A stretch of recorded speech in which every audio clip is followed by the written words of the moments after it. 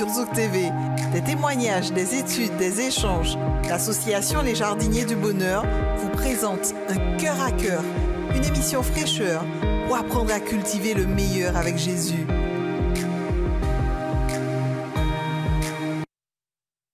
Bienvenue amis téléspectateurs Jardiniers du Bonheur. C'est avec plaisir que nous vous recevons chez nous et que vous nous recevez chez vous. Au jardin, nous allons aujourd'hui partager quelque chose de particulier, j'aime à dire, un problème épineux qui concerne tout le monde, de tout âge, de toute génération, de toute culture, de toute langue. Et pour discuter de ce thème, de cette thématique, nous avons avec nous en invité Joseph. Bonjour Joseph. Bonjour Pascal. Et nous avons également William. Bonjour William. Bonjour, merci. Quel plaisir de vous avoir parmi nous. Nous allons aujourd'hui nous poser une question universelle. Où est Dieu quand je souffre ? Où est Dieu quand je souffre, quand je suis triste, quand je me sens seule, où je n'ai pas l'impression que Dieu m'entend, je n'ai pas l'impression que Dieu m'exauce, qu'il me réponde, mes amis ne me comprennent pas, ma famille ne me comprenne pas, et là, la maladie est latente, elle nous guette, prêt à s'emparer littéralement de nous. Où est Dieu quand je souffre ? Comment interpréter le silence de Dieu? Est-ce que dans la parole de Dieu, qui est notre GPS, notre référence, est-ce qu'on peut avoir des exemples qui peuvent nous réconforter? Est-ce que le silence de Dieu est véritablement un silence? Bon, parfois, vous savez que dans la marche chrétienne, c'est comme une école. Et c'est lors de l'examen que le professeur est souvent silencieux, n'est-ce pas? Donc nous avons l'exemple de l'histoire de Job, où on nous décrit d'abord Job comme les caractéristiques du premier chapitre, du verset 1er du livre de Job jusqu'au verset 5. On nous dit d'abord dans le verset 1er, il y avait dans le pays des Uz un homme qui s'appelait Job. Déjà, le mot Uz veut dire bois. D'accord. Et le mot Job, parce qu'il n'y a pas le J en hébreu, Job veut dire affligé, donc un homme affligé sur le bois. Son nom même voulait dire affligé. Affligé. Ça lui... Il ne faut pas donner ça à votre enfant. Ah ben c'est clair. C'est une donc, prédestination. Un homme affligé sur le bois. Donc on nous donne l'indication ici que c'est comme si Jésus-Christ veut vivre à travers l'histoire de chaque personne. Mm-hmm. Et on nous dit c'est un homme intègre, craignant Dieu, se détournait du mal. Donc ici, on donne déjà les caractéristiques de quelqu'un qui marche avec Dieu. On nous parle on nous donne d'abord de son caractère, et puis on parle de ses bénédictions, parce qu'avoir des enfants au temps biblique, c'était synonyme de bénédiction. Parce que comme vous n'avez pas d'enfants, on dit que vous êtes maudits de Dieu, et Dieu ne veut pas que vous reproduisiez une autre personne méchante comme vous. Donc quand Job a les enfants, oui, comme Job a les enfants, il est béni au niveau familial. D'accord. Ensuite, on nous parle de ses richesses matérielles. Il est béni, il avait une multinationale. Ensuite, on nous dit que c'était un homme qui avait une grande réputation dans tout le pays, dans tout le monde respectait Job. Et pour terminer, on voit que Job était un vrai, souvent sacrificateur dans sa maison. Donc, quand il se levait, ce n'était pas pour regarder son compte bancaire, c'était pour regarder, pour vérifier que la conscience spirituelle de sa famille. Et quand on lit le livre de Job, si on s'arrête à ce point, on vous dit quelle est la suite de l'histoire de Job. Vous allez dire, c'est sûr qu'ils sont allés bien, la vie est partie d'une manière merveilleuse. Mais le verset 6 nous dit, il y avait les fils de Dieu vinrent un jour se présenter devant l'Éternel, et Satan vint aussi au milieu d'eux. L'Éternel dit à Satan, d'où viens-tu? Satan répondit à l'Éternel de parcourir la terre et d'y m'y promener. L'Éternel dit à Satan, as-tu remarqué mon serviteur Job? Satan pensait qu'il avait dominé toute la terre. Et à sa grande surprise, il voit qu'il y a quelqu'un qui marche dans la voie de Dieu, pour montrer déjà que Satan ne lit pas dans nos pensées. Dieu savait, mais Satan ne savait pas. Et qu'est-ce qui se passe? On dit dans le verset 9, Satan répondit à l'Éternel, est-ce d'une manière désintéressée que Job craint Dieu? En d'autres termes, ici, Satan ne croit pas qu'on peut venir servir Dieu pour rien. il ne croit pas que vous allez donner votre vie à Jésus-Christ d'une manière désintéressée. Ouais. Dites-moi comment Dieu va répondre à cette question. Je t'assure, Job même, imaginez que ma fiancée, les gens viennent me dire que la raison pour laquelle elle est avec moi, c'est parce que j'ai une BMW. Je viens d'acheter une BMW, supposons. Et qu'est-ce que je vais répondre à mes amis? Je vais aller voir mes amis, discuter avec eux, faire un deal avec eux, pour dire, vous allez voir que cette femme m'aime. Je pars le lendemain, dire, voir ma fiancée, dit, tu sais quoi, j'ai vendu la BMW, j'ai manqué d'argent, on va maintenant prendre le métro et autres. Si elle dit, ah, je te quitte, ça prouve. Mais si elle dit, peu importe, chérie, on va continuer comme ça veut dire qu'elle est d'une manière désintéressée avec moi. Donc, dans l'histoire de Job ici, Satan veut questionner les motifs de Job vis-à-vis de Dieu. Parce que Job ne souffrait pas ici pour voir s'il est fidèle. Mais c'est parce qu'il était fidèle qu'il souffrait. Et Satan questionne sa motivation, la motivation de sa fidélité. Est-ce qu'on est fidèle seulement quand les choses vont bien avec Dieu? Dans la vie. Est-ce que vous comprenez? Oui, oui, oui. Et beaucoup de chrétiens, lorsqu'ils donnent leur vie à Jésus-Christ, ils ignorent qu'il y a une grande controverse qui se passe hors de notre niveau.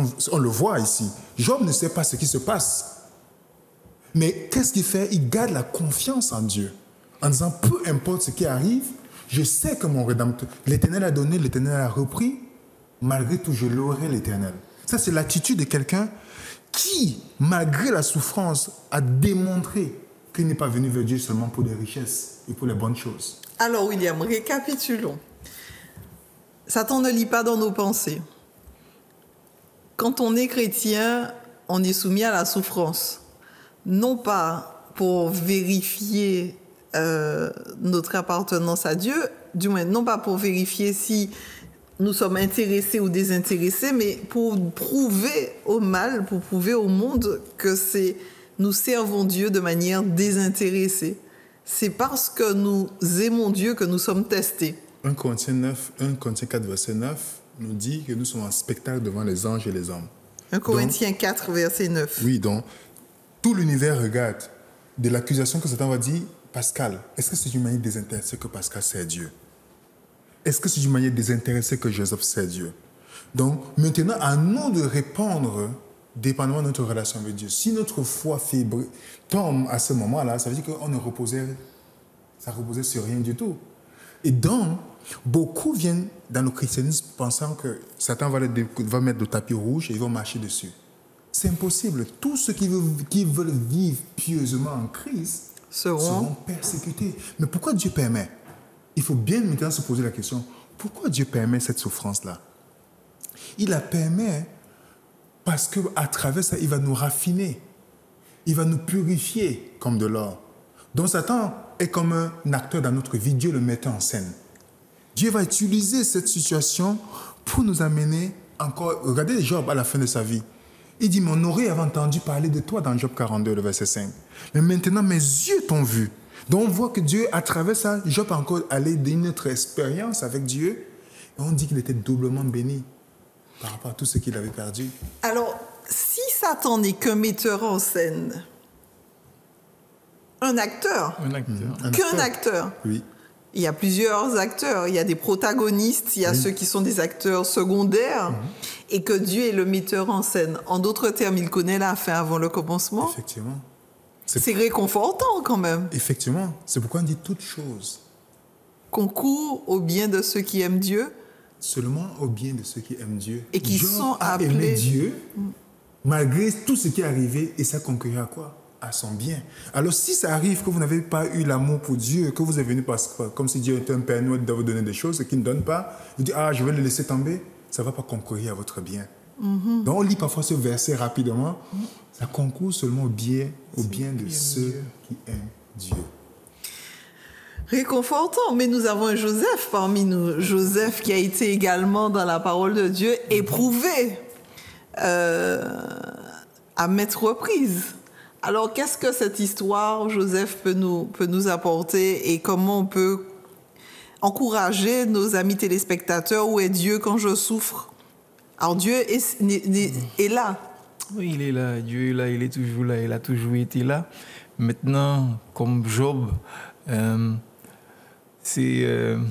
pourrait aussi dire que l'Éternel prend un risque, mais il sait le commencement, la fin avant le commencement.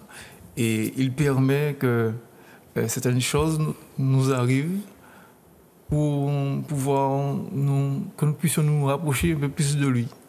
Et beaucoup d'hommes pourraient dire que personne ne veut souffrir.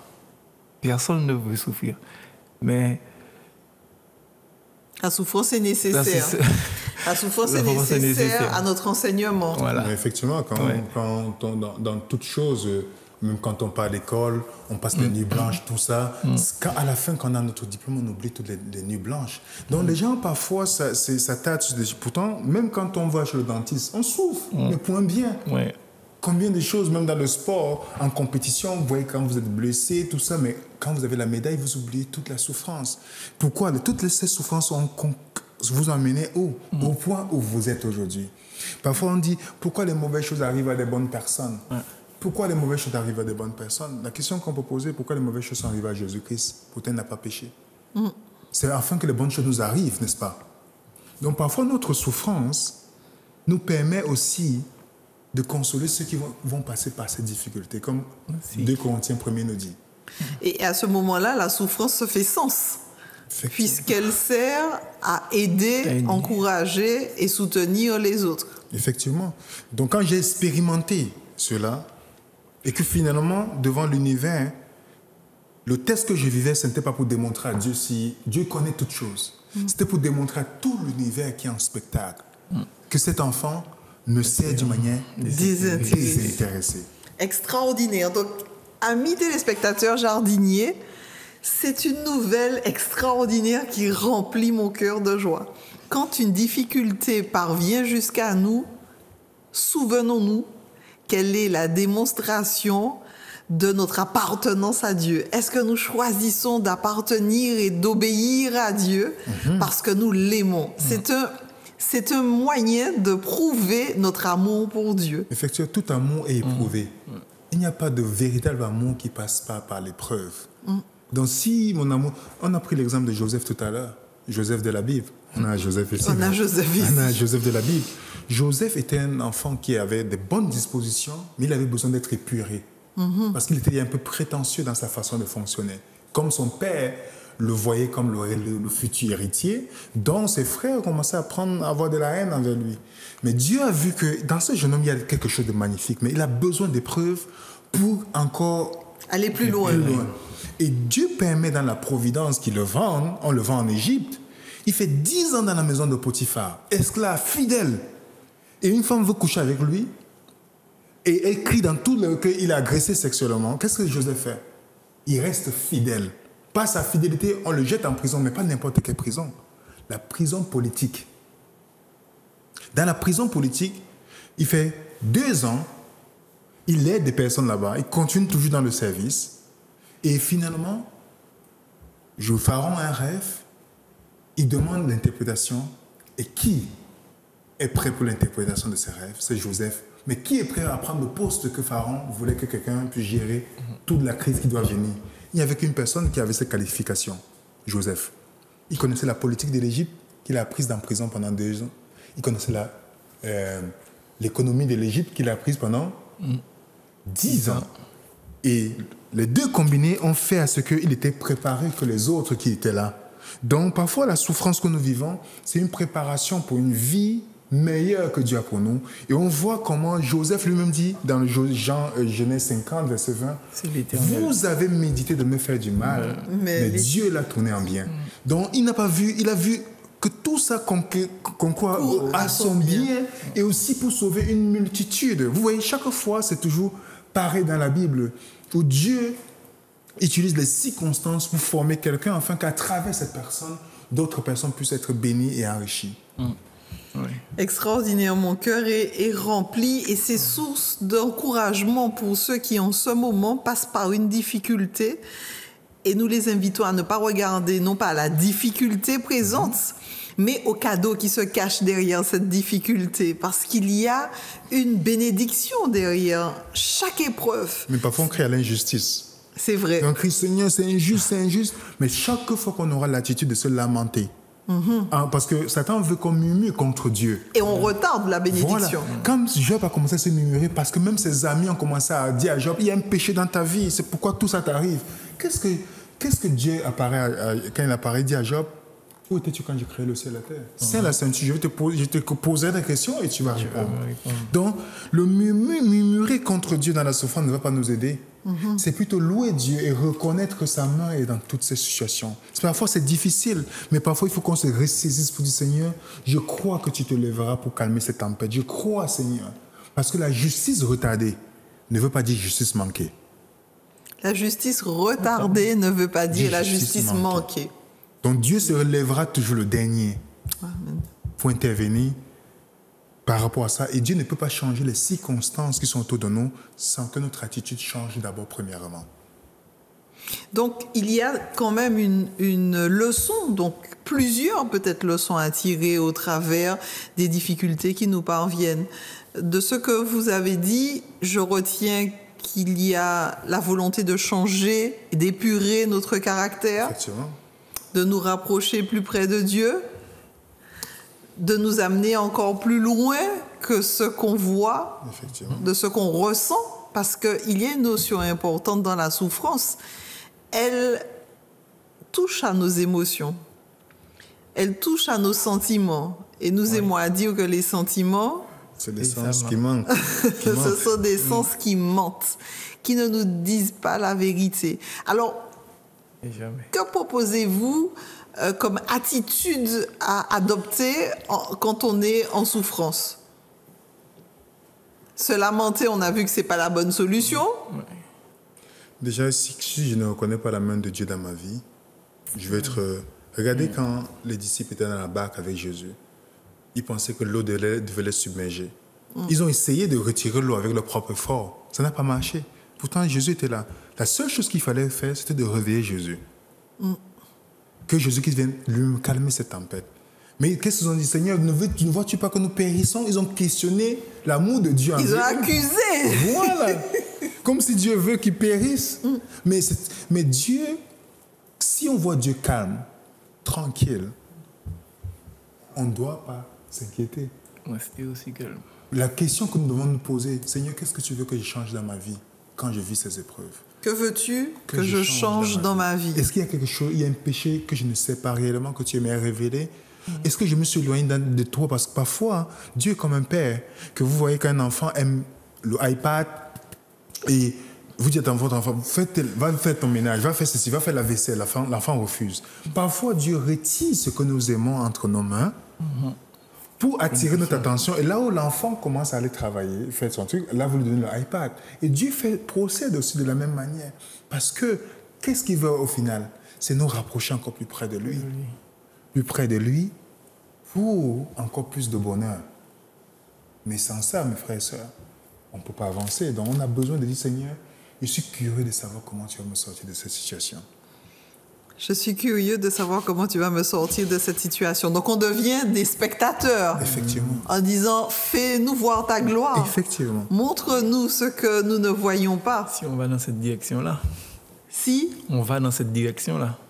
Ben, on est amené à aller dans cette direction. Et l'objectif que nous avons aujourd'hui, c'est d'accompagner nos amis téléspectateurs à regarder dans le bon sens, dans la bonne direction, puisque dans ce cœur à cœur avec Jésus, nous venons prendre les semences de bénédictions que parfois qu'on ne voit pas, mais qui sont bien présentes. Comme Jésus, on est dans cœur à cœur avec Jésus-Christ, l'exemple de Jésus-Christ dans Hébreux chapitre 12, que Joseph peut lire avec nous, le verset 2, Hébreux chapitre 12, que je trouve c'est un texte magnifique. Magnifique. Ayant les regards sur Jésus, qui suscite la foi et l'amène à la perfection. En échange de la joie qui lui était réservée, il a souffert la croix, méprisé l'ignominie et s'est assis à la droite du trône de Dieu. En échange de la joie qui lui a été réservée. Il n'a pas regardé sa souffrance présente, mais il a regardé la joie qui va sortir de cette souffrance-là. C'est-à-dire le salut des âmes pour qui il mourrait. C'est pourquoi sur la croix, il n'a pas fait confiance à ses sentiments. Malgré la douleur, il n'a pas dit, il n'a pas oublié que son Dieu est toujours son Père. Il a dit mon Père. Il n'a pas dit, oh Dieu, il a dit mon Père. Père, pardonne-leur, car ils ne savent pas ce qu'ils font. S'il faisait comme ça, ce sentiment, il ne devait jamais mourir pour nous. Il devait dire, ah, c'est trop dur, je descends de là. Mais pour la joie qui lui a été réservée. Donc, il y a une joie qui nous est réservée dans chaque épreuve que nous vivons. Il y a une joie réservée dans chaque épreuve que nous, par laquelle nous traversons. Je pense à Jabet. Quand on est dans la souffrance, parce que Jabet veut dire souffrance. Vous vous rendez compte, douleur, pardon, vous vous rendez compte quand on vous appelle, douleur, viens faire ça, douleur, agis. Et il a suffi de quoi à Jabet, pour ceux qui connaissent l'histoire. Il a dit, étends mes limites. Donc, ici aussi, c'est un exemple que nous propose la parole de Dieu qui est intéressant. Donc, Dieu n'est jamais très loin quand on souffre. Est-ce que vous connaissez un psaume qui pourrait venir encourager ceux qui sont dans la souffrance et qui ont l'assurance que Dieu se tient à leur côté? Moi, je dis tous les psaumes parce que quand je passe les moments d'épreuve, je me réfère parfois dans la Bible, vous savez, il faut toujours regarder ce que les autres ont vécu. Dans les moments d'épreuve, par exemple David, on voit dans les psaumes comment il était persécuté, on voit David par rapport à des situations. Moi, je pense, quelqu'un qui passe les moments difficiles, c'est pas pour rien que le livre de Job est à côté du livre de Psaumes. Ah oui, c'est le pansement à côté de la blessure. Voilà, donc quand je commence à lire, je comprends comment David a vécu ce que j'ai vécu et je vois comment Dieu l'a sorti de là et comment il glorifie Dieu dans les situations, même quand il est persécuté, toutes ces choses. Et je commence à étudier ces sommes-là dans le but de comprendre. Et il y a beaucoup d'enrichissement dans ces sommes. Donc, je peux conseiller à des personnes d'étudier à ce moment, quand ils passent les moments difficiles, d'étudier les sommes, de comprendre et toujours de demander à Dieu, Seigneur, qu'est-ce que tu veux que j'apprenne? Parce que si Dieu permet, c'est parce qu'il y a une chose que je dois apprendre. Donc la souffrance est un pédagogue, un enseignant, parce qu'il veut nous enseigner quelque chose à changer, quelque chose à transformer, une source de bénédiction.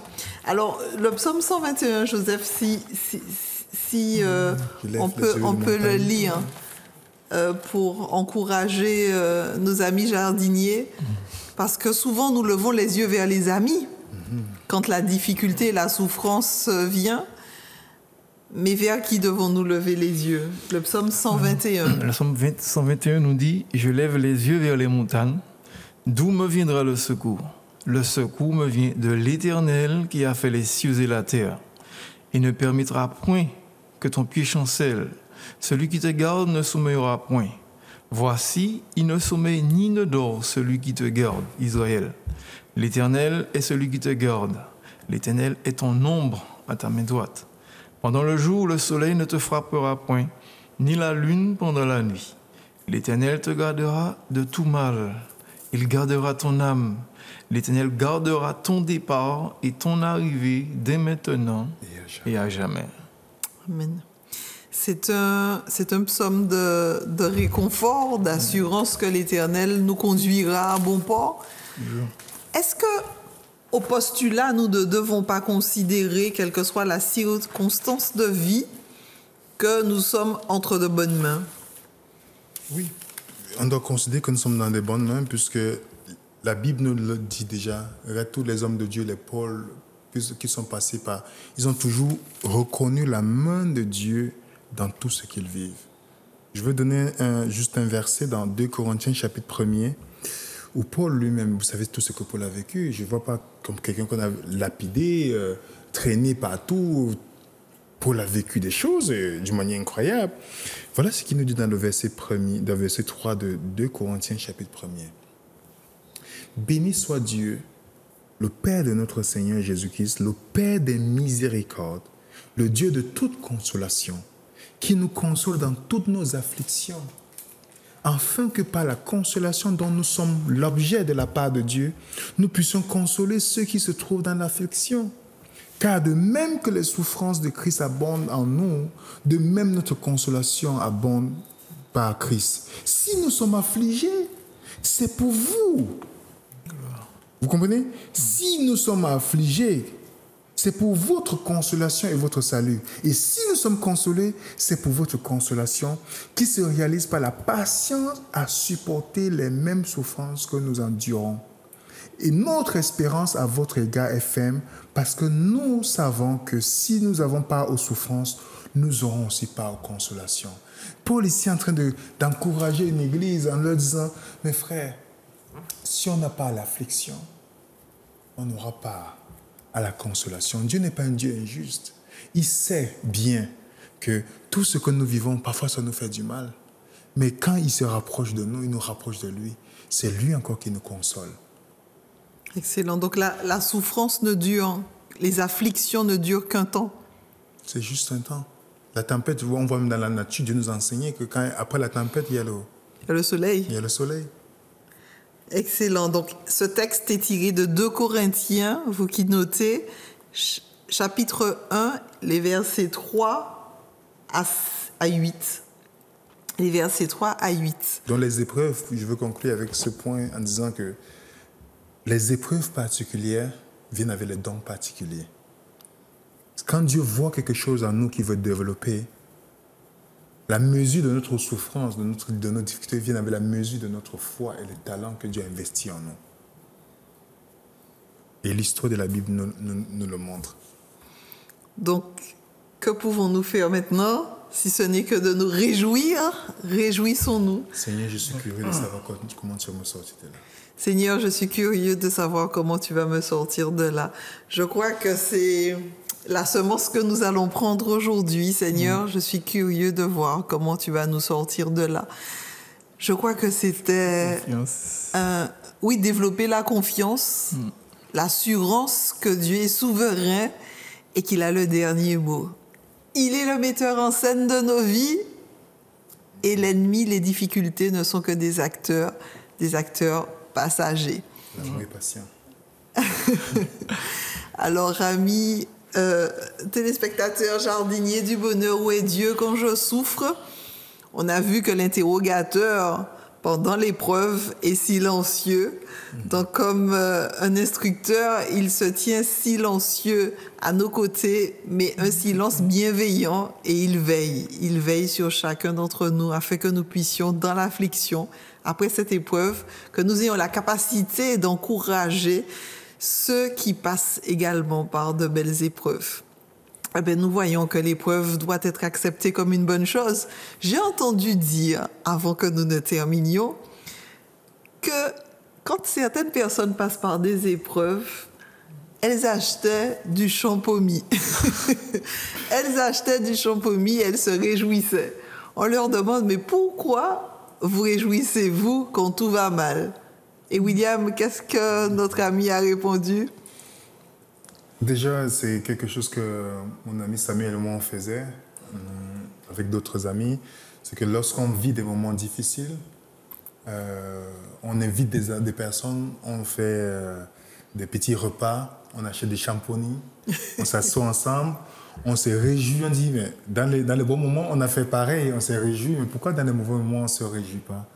Et c'est comme ça qu'au fur et à mesure, on a compris que peu importe la situation, nous devons toujours trouver un moment de se réjouir, sachant que Dieu est au contrôle.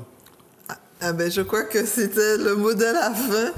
Joseph, ainsi que William, je crois que nous avons compris que nous devons nous réjouir en toutes circonstances.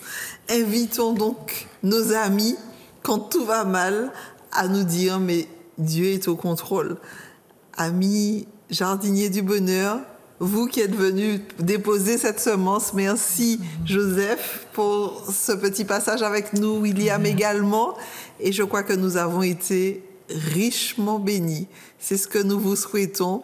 Et vous donnons rendez-vous très prochainement en remerciant Hervé et François pour la mise en onde de cette émission. À très bientôt pour un prochain Cœur à Cœur avec Jésus. Sur Zouk TV, des témoignages, des études, des échanges, l'association Les Jardiniers du Bonheur vous présente un Cœur à Cœur, une émission fraîcheur pour apprendre à cultiver le meilleur avec Jésus.